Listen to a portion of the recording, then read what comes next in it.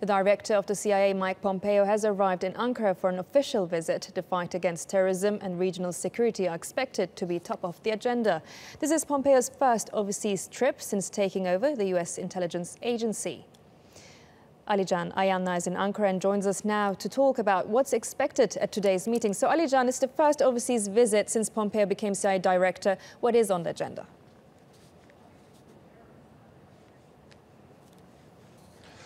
Well, Ayça, Mike Pompeo in about 90 minutes will be meeting with Turkey's President Recep Tayyip Erdogan, as well as with the head of Turkey's National Intelligence Agency. And topping the agenda will be security as well as counterterrorism issues.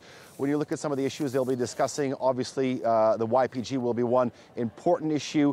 Turkey considers this group as the Syrian offshoot, the Syrian branch of the PKK terror group, while on the other hand, the U.S. has been continually providing arms to this group as they see it as an effective force in the combat against Daesh. But Turkey's stance with this issue has always been, look, you can't be fighting one terrorist group by providing arms to another terrorist group. So we're going to have to wait and see what type of announcement is made after this meeting. Also on the agenda will be the extradition of the former cleric Fethullah Gülen, who now resides in the U.S. state of Pennsylvania. Turkey says he's the mastermind of the failed coup attempt back on July the 15th of last year. The two sides will also be discussing military operations in northern Iraq as the Turkish-backed Free Syrian Army closes in on al-Bab, and the U.S.-backed SDF forces, which the YPG comprises a large part of, closes in on al-Raqqa.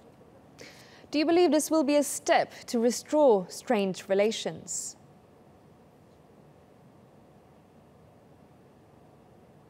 Well, that is the hope. This is, like you said, the new CIA director's first overseas trip to Turkey.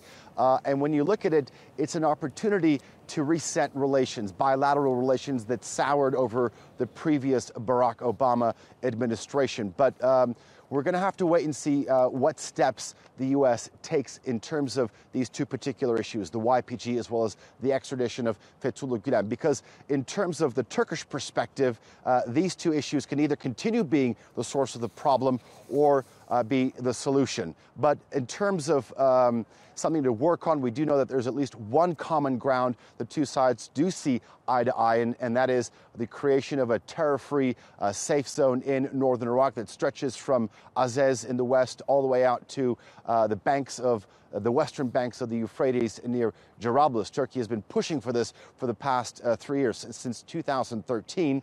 But the previous administration, the administration of Barack Obama, wasn't too keen on this. But we do know that Donald Trump has a more positive attitude in the creation of this safe zone. Thanks for that, Alican Ayanlar, live there from Ankara.